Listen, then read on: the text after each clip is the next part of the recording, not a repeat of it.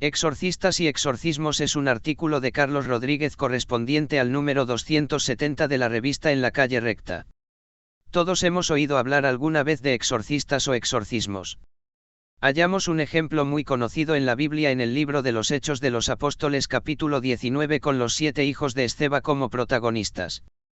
Allí se nos dice que estos eran exorcistas ambulantes en la ciudad de Efeso. En el tiempo que transcurren los hechos narrados por el historiador Lucas, compañero de Pablo en algunos de sus viajes misioneros, Efeso era una ciudad populosa con más de 200.000 habitantes y sede de toda clase de hechiceros.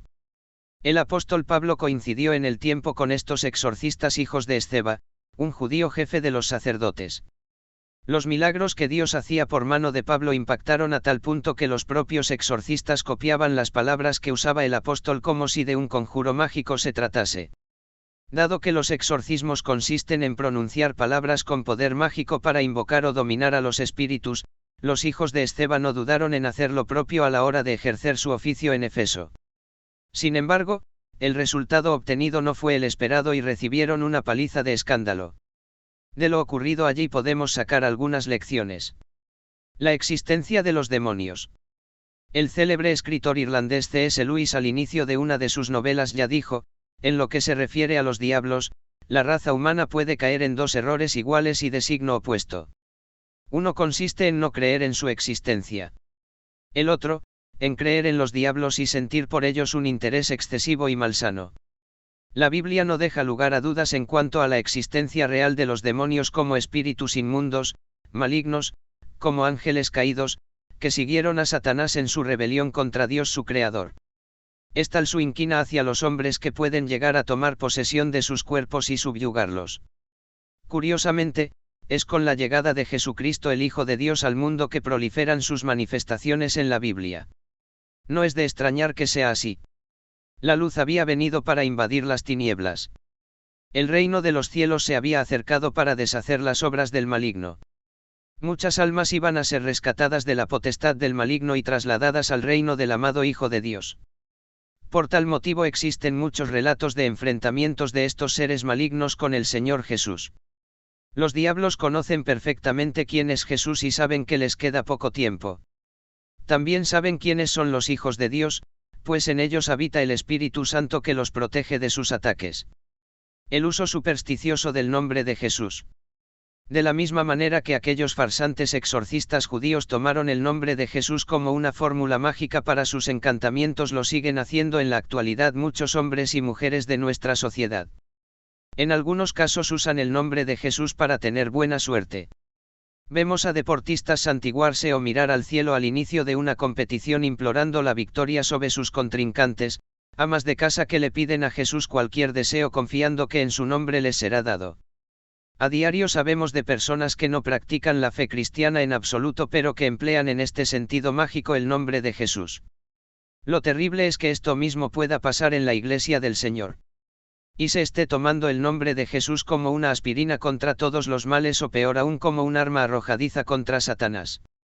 Baste con decir: en el nombre de Jesús te ordeno, Satanás, para que el diablo obedezca nuestras órdenes.